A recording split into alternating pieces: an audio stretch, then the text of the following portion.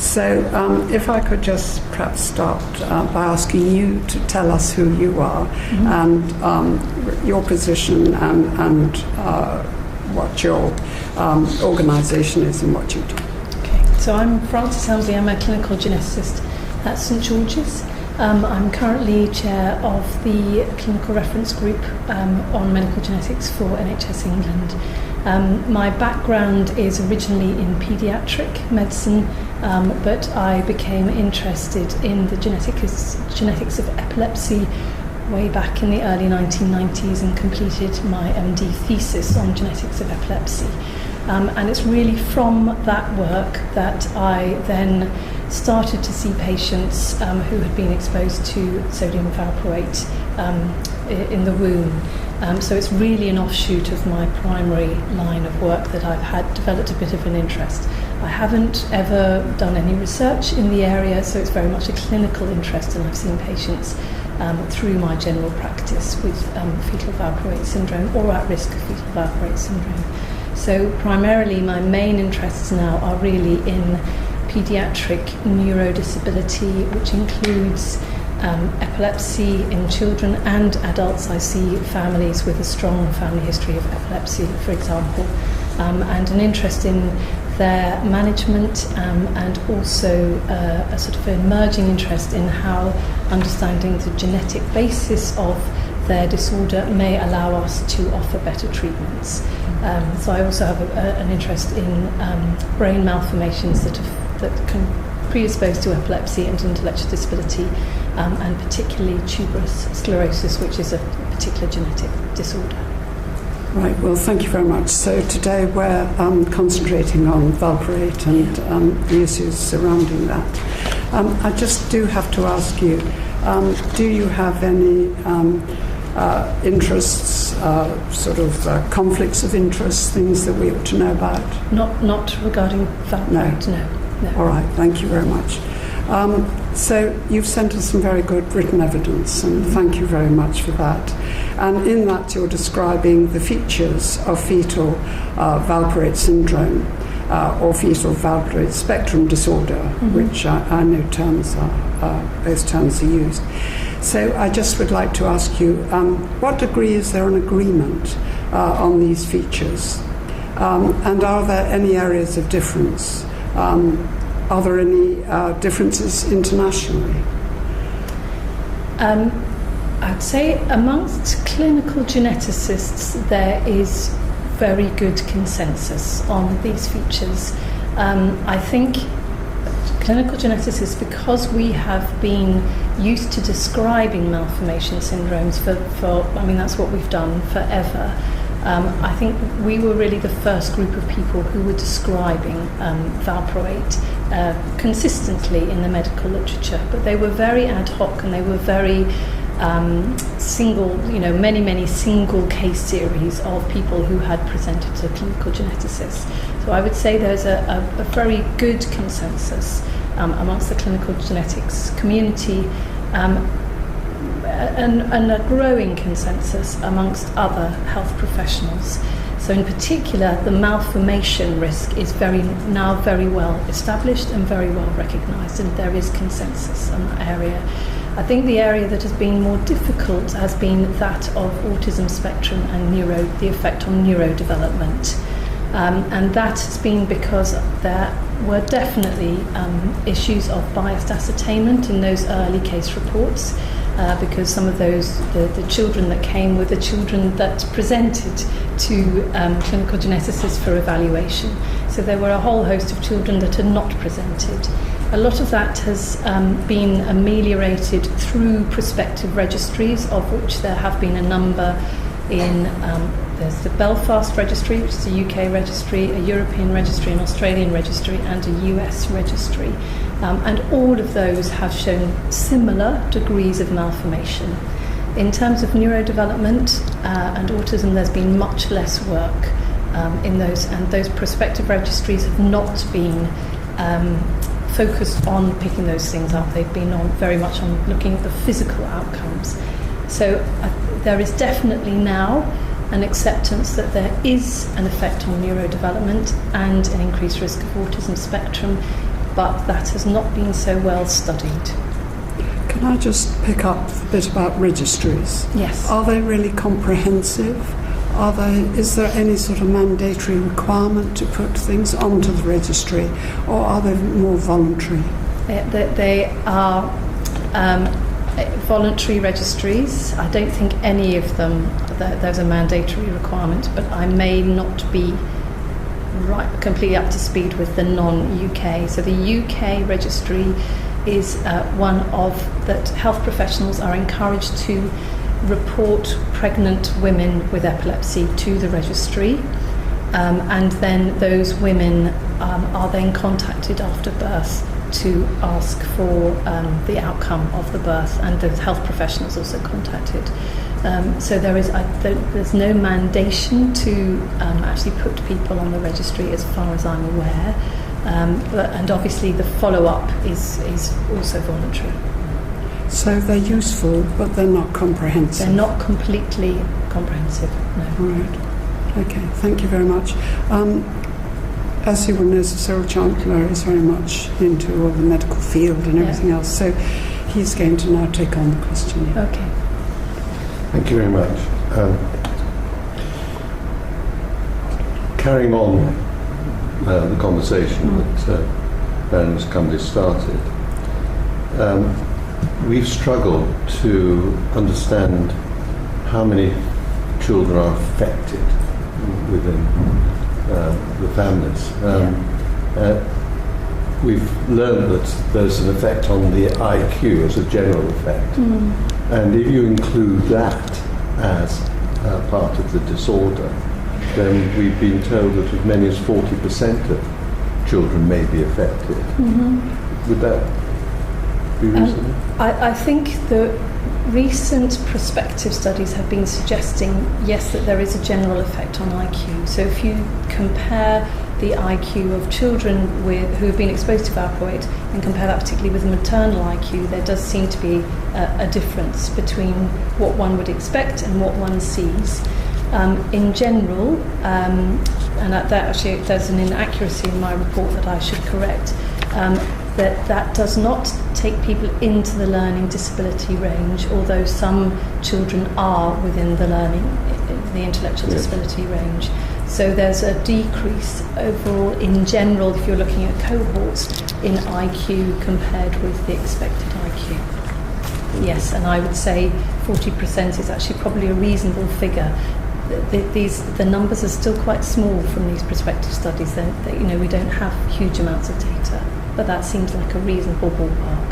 Yes. Thank you. We've discussed before, and you've included in your written evidence, the anxieties which we've had expressed to us across the country when we've met families about the possibility of grandchildren being affected. Yes. And you said there is no current evidence that has occurred. Yes. And there's no current scientific evidence that it could occur, but that doesn't mean that won't emerge in the future. Is that reasonable? I think that's reasonable there. The way in which it could occur is through an epigenetic effect on the next generation. Yes. There is, I've done a fair amount of reading around this, and there's some evidence, scientific evidence, that valproate may have some epigenetic effects in vitro in animal models. And when I talk about animal models, I'm talking about zebrafish, so very simple organisms. Whether that would actually translate into an epigenetic effect in humans, I think really it's quite far way down the line scientifically to suggest that. Say again? It's a big leap. It's a big leap, exactly. And we don't have any evidence from human studies to suggest that is so. Could I ask if anybody else has a question in this area? Because, in terms of saying that we don't have the evidence at the moment, so going forward, how do you think would be the best way to gather that confidence? It would, I suppose there are two main lines. There would be increased scientific work looking at the effect of valproate probably in higher organisms directly. And the other way would be family follow-up. There are lots of confounding variables that would need to be taken into account, but really, the recent studies have been much more robust than previous studies, so I think, the scientific methodology is there. They would just need to be very robust. But that would require knowing who your affected cohort were. Of course. Which we've heard going through, there is a difficulty in terms of actually tracing. Yes, I think so. And obviously the group who have had obvious malformations would be a group that would be good to study. You would need to make sure that they had good, robust genetic assessment to ensure that there weren't alternative causes for their malformations, and a need to ensure the family history is looked at properly as well. But that would be a group to look at to see if there was an increased risk of malformation subsequently. Thank you. Valerie, Yes. Yes. I just had one question, because I'm conscious from the MHRA evidence that we've received that the EMA, the PRAC committee, as they call themselves, the Pharmacovigilance Risk Assessment Committee, have said that they were going to prioritise this area of research going forward. Okay. Which is exciting news. Yes. It's all about the transmission of this intergenerational effect. Yes. And I just wondered how the clinical community sort of feeds into that programme, if it does at all, because obviously here's a golden opportunity to be able to influence potentially from your own clinical expertise what you think and how it might be done. But I don't know whether you have any insight into that. Well, that's the first I've heard of it. So I would imagine actually neurologists would be a good place to start, because they will be actually managing and seeing women who've been on valproate and therefore have an idea of the children who are coming through. But it's going to need a group consensus. We need clinicians to get together, because as clinical geneticists we are often the people who are diagnosing. We're not following those children. So we make the diagnosis, but then those children will be followed by paediatricians and potentially neurologists, because some of them will have other features as well. We are meeting with neurologists, so obviously we can put that to them. Yes. Can I just follow up on that one question, actually? Because, as you say, you're following the children, and what we've been hearing from the patient groups is, and as they're getting older, more and more different effects come through, or so they see, and so they perceive, and their worry is always, who's monitoring longitudinally this group, this cohort, start as children and develop all sorts of other effects through their lifetime. Yeah. And they have a real concern about that. Yes. What is that? Yeah, I think it's a particularly common issue with disorders that are diagnosed in childhood, and it stands for a whole range of genetic disorders as well as multi-system disorders. So as clinical geneticists, often our role is essentially in diagnosis. But we often then hand over care to paediatricians, and paediatricians are great at coordination of care, that's what they do. But then children come to adulthood and it all falls apart, and we see this time and time again. And actually at that point, quite often they can come back into clinical genetics, because I always describe myself as a GP for rare disease. We are quite good at that overview. At the moment, no such services really exist for people with this particular disorder. They do exist, but very, very piecemeal for other conditions. So I run a clinic for people with tuberous sclerosis, and this is exactly what I see. There's people coming back in aged 18 because suddenly, the care becomes very fragmented. So I think we talked about this before, but that is one possibility, is that there would be centres of excellence for these patients to be seen through adulthood and dip into and ensure that management and coordination of care happens. I think my colleagues might want to follow that up. Simon just wanted to... Yes, can I just ask a question about what you said earlier about the UK registry? Yes. So the registry captures data that's entered by a range of healthcare professionals, does it? That Yes. includes GPs as well as neurologists and geneticists? So anybody can actually refer to the registry. So if essentially, as a health professional, if you see somebody who is pregnant with epilepsy, whether they're on medication or not, you can report them to their registry, obviously with their permission. So you would seek their permission. Is it able to, or does it already contain any information about whether that woman's on or being aware of the pregnancy prevention program? That's a very good question, and I don't know the answer because that's new. And so the registry's been running for a good over 10 years, and so I don't know what the up-to-date information would be. But structurally, there's no reason why it couldn't capture that? No, I don't think so. No, not at all. It's coordinated by a neurologist called Jim Morrow, who is based in Belfast. So, I mean, I can contact him and ask him about that specifically if that would be helpful. Thank you. So a pregnant woman would be on the registry if that is the system that works, and she gives her consent and all the rest of it. And then when the baby is born, that then is followed up using the registry. Yes. Yes. So that it's only actually followed up at 3 months of age. So this is very focused on malformations that are immediately evident within the first 3 months of life. Right. And it is not a prospective registry looking at long-term outcomes for children. Because things like cleft palate, which could be caused by this vertebrate, that actually, of course, it appears much later, doesn't it? So you would hope that most children with cleft palate are picked up in the neonatal period, right. And you would hope that most of them would be picked up by 3 months of age. There are some that have a much more subtle cleft palate that are even. I saw a child the other day who was diagnosed age 7 with it, but that was with a very subtle cleft palate. So if the baby's not feeding, then yes, exactly. Right. Just one more question on that. So for how long does the registry maintain or follow the progress of the child? So it actually doesn't. So it just gets the data at 3 months. Does this child have a malformation or not? And that's it. And it stops that's at 3 it. months. That's it. Exactly. So the other studies that have been going on, and the Liverpool-Manchester study which links in with the States.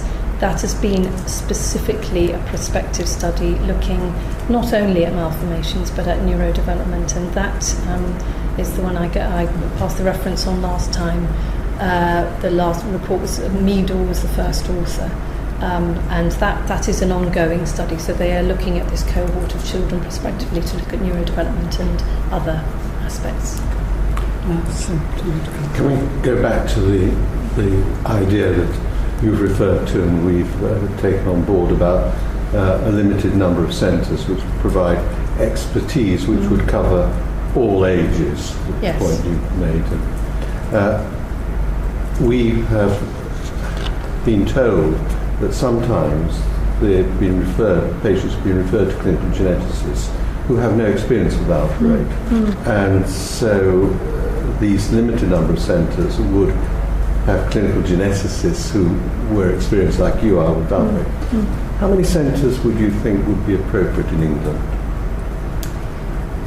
I think it would need to be based on geography, so to ensure that people have easy access.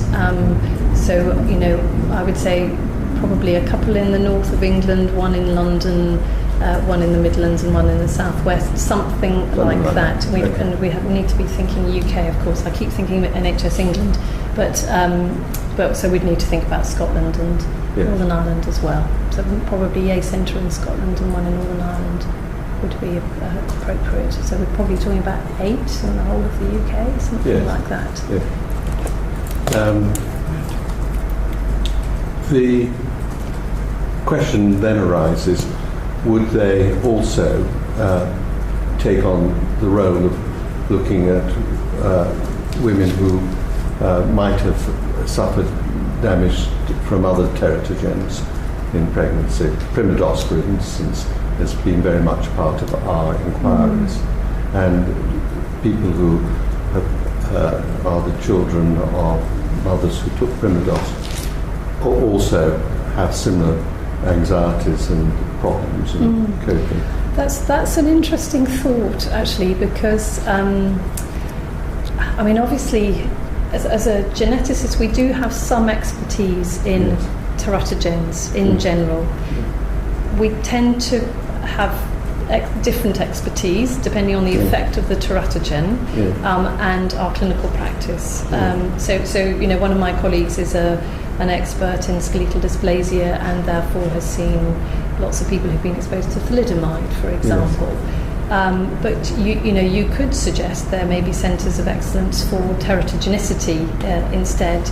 I think you may end up having to have different individuals within that centre, or we're at the cusp of a change in the role of clinical geneticists as well. So you may have people who then develop expertise in teratogenicity specifically.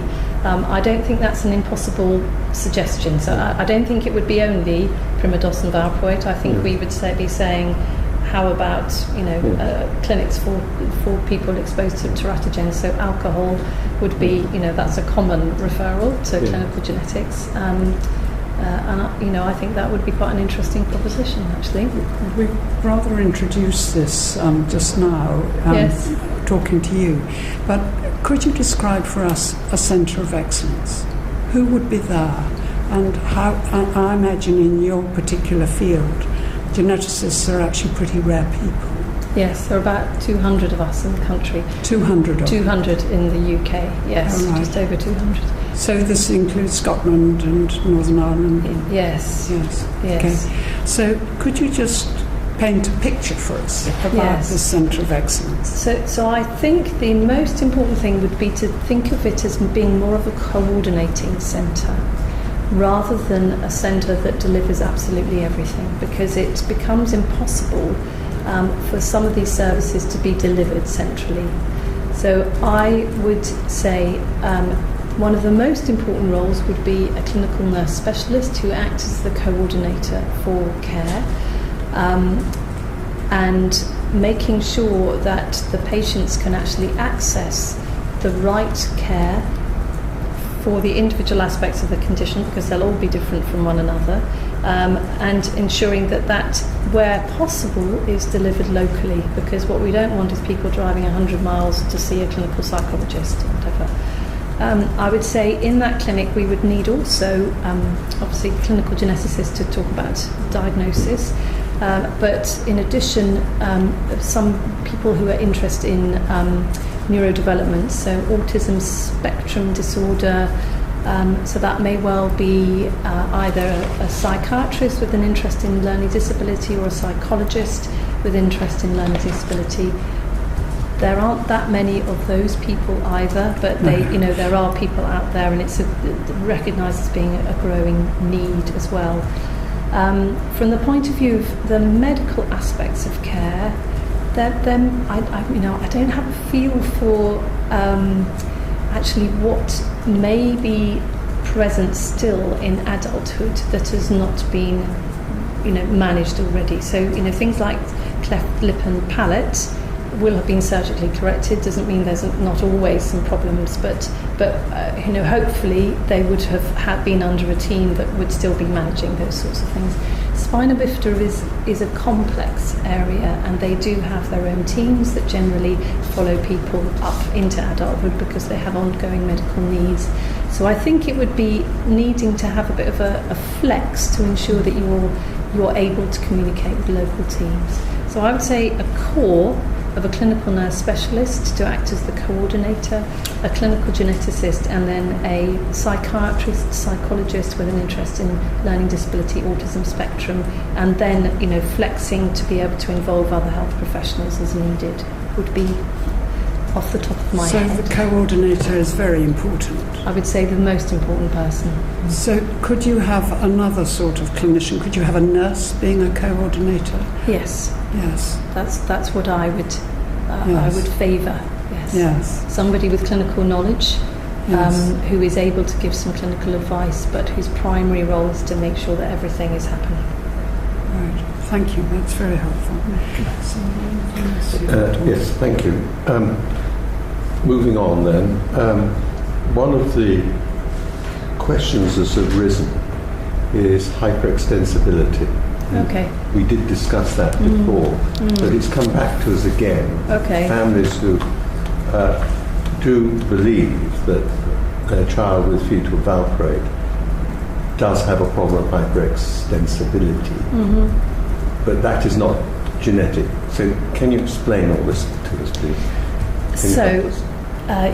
So we usually use the term hypermobility. Right. And so hypermobility is of the joints. So people have increased mobility, particularly of, well, it can be large and small joints, but that can affect things like fine motor skills, being able to hold a pen, and so that often has a particular impact on education and requirement for occupational therapy and that sort of thing. But also there can be an effect on just physical actions, so exercise tolerance can be affected by hypermobility, and joint pain as well. So often it just contributes to fatigue, and children complaining of joint pain. Now, in the medical literature, there isn't. I don't think I've come across anything actually that has been specifically written about fetal valproate and hypermobility. Hypermobility is quite common in the general population, but is also often associated with other things. So I see a lot of children with chromosome problems, for example, and a lot of those children would have hypermobility as in relation to their chromosome abnormality. So I can totally believe that it could be part of this sort of neurodevelopmental profile. How the etiology of that is another question. But it doesn't fall into the spectrum of genetic conditions that are associated with hypermobility. This wouldn't? Do you mean from our yes, the fetal with people with fetal valproate syndrome, there's no genetic cause of hypermobility with that. So for them, I wouldn't say so. No, in this particular group, there are genetic causes of hypermobility. Yes, but they're separate, and they're specific gene changes that we would consider looking for if there were other features, not just hypermobility by itself, because that's a common feature. But we would look at the skin, we would think about blood vessels and all those other things. Yeah, but it would not make me consider specific genetic disorders unless there were some other associated features. Is that clear? Yeah. Solves that problem. Thank you. Can I just ask you, when we've spoken to patients, some of them are quite reluctant to be referred to a geneticist. Okay. Now, I'm just wondering whether there's something that your profession can do. Do they need to do it? I mean, obviously people have got freedom to choose how they want to look after their children and to have them diagnosed, etc. But I'm just sort of thinking that it's very hard for us to get a real handle on the numbers. And for us, that is quite important as we think through the rest of the review. And I wondered if you had any thoughts on that. Yeah, I think quite a lot of people just find the whole idea of genetics a little bit scary and don't really understand what we do. I think there is also potentially that there are pros and cons to a diagnosis, and of course we may come up with an alternative diagnosis, which we may be saying, well, actually we think this different diagnosis has caused your child's problem, which may be something that people don't want to hear. And even in my clinical practice, sometimes people say, if you think my child's got a syndrome, I don't want you to tell me about that. Other families would say, actually, have found this very empowering because we've been able to either meet other families who've got children with the same thing, or it's enabled us to be able to access things that we would not have been able to access otherwise. And so I think that's the area that I would try to emphasise, is that first of all, we don't force diagnoses on people. We would discussed that, during the consultation, whether this is something that they wanted to explore, how much information do they want from us. I think what we potentially could do as a profession is to think through our professional societies. Is there anything we can do in terms of sort of good publicity to put out, a bit more about what our role is, and a little bit more about the consultations. Now, what we already do is if somebody's already referred into genetics, they get some information about what the consultation will be like, but that means they have already been referred to us and they've actually already said they're coming to an appointment.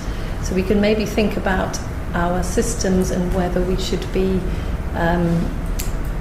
sending out proactively some more information through paediatricians, through GPs potentially about what we do.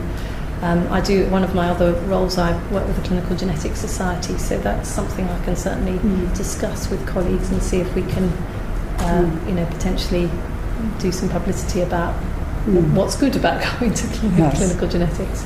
Yeah, that's helpful. Thank you very much. Anybody else want to ask anything? Can I just say, when you said about sort of alternative diagnoses, one of the things I was interested in was there's sort of been some evidence to say there's potentially a shared genetic aspect behind both sort of autism and epilepsy. Yeah. I wondered if you could tell us a little bit more about that. Yeah, okay. So I think the link between autism and epilepsy is particularly noticeable if there is also intellectual disability. We know that there are quite a number of genetic disorders that predispose to all three, and probably that is what is accounting for the association between those three things. So if you take out intellectual disability, there is still an association, probably at least a fourfold relative risk of each, if you have autism of having epilepsy, and if you have epilepsy having autism. But if you have intellectual disability as well, that increases the risk very greatly of having both. And there are quite now many genes that predispose to all three of those. Amongst the other group, I suspect there is a shared genetic basis for those, but we have made much less progress with that. As we've been around the country talking to parents and people directly affected, children, young adults as well, they've very often talked to us about the struggles and the barriers they encounter in terms of the education system, but primary care as well, and social support, the welfare system. And those barriers stem from, they tell us, they stem often from a lack of recognition or understanding of fetal valproate spectrum disorder and the symptoms of it. And I just wonder, from your point of view, how do you think do you recognise that, and do you see that from the patients you see? Do you hear that from them? And how does it impact on the management of the disorder? I would say I totally recognise it, and I think, unfortunately, it's not completely unique to fetal valproate. I think there are particular aspects that would make it more difficult in fetal valproate, and possibly other exposures to teratogens, that they are quite poorly understood, and we haven't got really good, robust evidence for it. I think one of the problems is that there is no test. And I think that's something people often struggle with, particularly in the medical profession. As a geneticist, we struggle with it less because going back 30 years, we didn't have tests for genetic disorders. We just looked at somebody and said, you have Noonan syndrome, and I know that because of all the features that we put together. So we don't have so much of a problem without being able to, of not being able to prove it with a test. But I would say, there is often an issue for children who have non-specific learning disabilities, who enabling them to be able to access the right education, the right social support, the right inputs in general. think once you have a proven genetic diagnosis, often those things become easier, and that's around educational priorities. I would say they probably go, oh yes, I know something about that. I will prioritise my resources towards that individual. So where you just have a condition where there is, it's a subjective to some extent diagnosis. It's and for relatively poorly understood, I think it's just given a lower priority. I think the second half of your question is about, is this something I recognise in management, is a difficult one, because if I'm honest with you, I don't really manage these patients, because what we do is diagnosis. And so in a way we're guilty. That's the way our service is set up. We say, yes, you've got fetal valproate, and usually we say, off you go, but I'm happy to give you that as a sort of diagnostic label. But we talked a bit earlier about these specialist centres of excellence. How, in what way do you think they might be able to deal with some of this kind of problem, this lack of recognition and a knock-on effect on lack of support for the individual, the family, in education, for example, or in welfare? I think partly, being a specialist centre, you'd have some kudos. So if you are a child and you've been seen by a specialist centre that is designated as a centre for diagnosis of teratogenic disorders, or whatever we decide, then you would, that would be carry with it much more gravitas than it maybe currently does. That would be one thing. I think also in terms of the coordinator specifically, that would be part of their role. And the other thing actually that I haven't sort of just coming into my head is the other thing that I've seen work really well, and I'm sorry to keep going back to tuberous sclerosis, but that's where I have a lot of experience, is that the charity itself has a support worker who comes to our clinic now, but she is the transition between the clinic and the community, and she often is able to support families out in the community. So it may be worth thinking about somebody in that role, whether, how that is funded is a separate issue, but somebody who can cross-link between the families, seeing the families at home, helping them sit down, fill out forms, which is very much what she does, but also picking up the phone and talking to education, going into schools, that sort of thing. So I think a clinical nurse specialist would struggle to do that on top of everything else, but a sort of person that's linking in between community and clinic would be really useful. I wonder if I could follow that up, because of course it seems to me once you were referred into such a centre, actually life could be made a whole load easier for you if it was set up as we were talking about. Yes. The issue for me is getting referred in. Yes. And if the portal is the GP practice, presumably. Yes. Are Usually. you finding, the time people get to you, there's sort of been months, not years of frustration about just being able to access the help that people need. So there's something about that link back to the first port of entry, which is the GP practice, and understanding that this person needs to be referred on. Do we need to be thinking about that side too? Yes, I think we do. Obviously, if children get to a paediatrician, often they're referred in then, but often it is it's a couple of steps before they will end up in clinical genetics. Because we hear from the patient groups that they're having to educate, if you like, the GPs as to, look, this is what we think we have. Yeah. And that seems a rather sorry state of affairs, because obviously first access and fast access. The other thing we were told was that, if you don't get it right, then what can happen is that a child is diagnosed with something wrong, and a treatment given to them that could actually impair their health condition even further, because they're not getting that immediate right access right the first time. Yeah. I would say that it is a common frustration, actually. So, one of the other things that has happened, and I think hopefully will begin to have an impact, is the rare diseases strategy, which would this would fall under, because this is still a relatively rare condition, and that is looking at provision of care for all people with rare disease. And one of the things is that has been suggested is a sort of flag to say this is a person who's at risk.